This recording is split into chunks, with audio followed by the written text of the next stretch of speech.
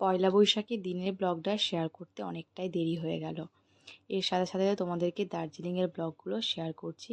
তো পয়লা বৈশাখের ব্লগটা ভাবলাম আগে একটু শেয়ার করে দিই। তো দেখো, নতুন জামা পরে রেডি হয়ে গেছি, যেটা সুমন আমাকে জন্মদিনে দিয়েছিল, আমি সেটাই আজকে পরেছি। আর শীষকেও এখানে দেখালাম, শীষও কিন্তু নতুন জামা প্যান্ট পরেছে। আর সুমনকে তো জানোই, ওকে যখনই দেখায় ও কিছু না কিছু অঙ্গভঙ্গি করতে থাকে। তো আজকে হচ্ছে আমাদের যাবার প্ল্যান ছিল হচ্ছে দুর্গাপুরে ইস্কন মন্দিরে। আর আমরা আজকে সকালেই দার্জিলিং থেকে ফিরেছি। তো গিয়ে দেখি প্রচণ্ডই আর কি ভিড় ছিল। তখন 8:30 মতো বাজছিল। তো গেলাম, তখন আরতি হচ্ছিল, আরতি হলো, কিছুক্ষণ আমরা বসলাম। তারপরে প্রসাদ নিয়ে আমাদের প্ল্যান ছিল একটু খেতে যাবার। তো তার আগে গিয়েছিলাম একবার ব্যানাচিতি। ঠিক তখন থেকে আমার শরীরটা একটু খারাপ লাগছিল, জানি না হয়তো গ্যাস অম্বল হয়ে গিয়েছিল। তো রাস্তায় যেতে যেতে কিন্তু 2বার বমি করেছি। তো পয়লা বৈশাখের দিনটা আমার বলতে পারো একটু মাটিয়ে হয়ে গেল। আর এখানে দাঁড়িয়ে দাঁড়িয়ে আমি একটু ওআরএস খাচ্ছিলাম। তো চলো, আজকের এই ব্লগটা এতটা পর্যন্তই, দেখা হচ্ছে নেক্সট ব্লগে।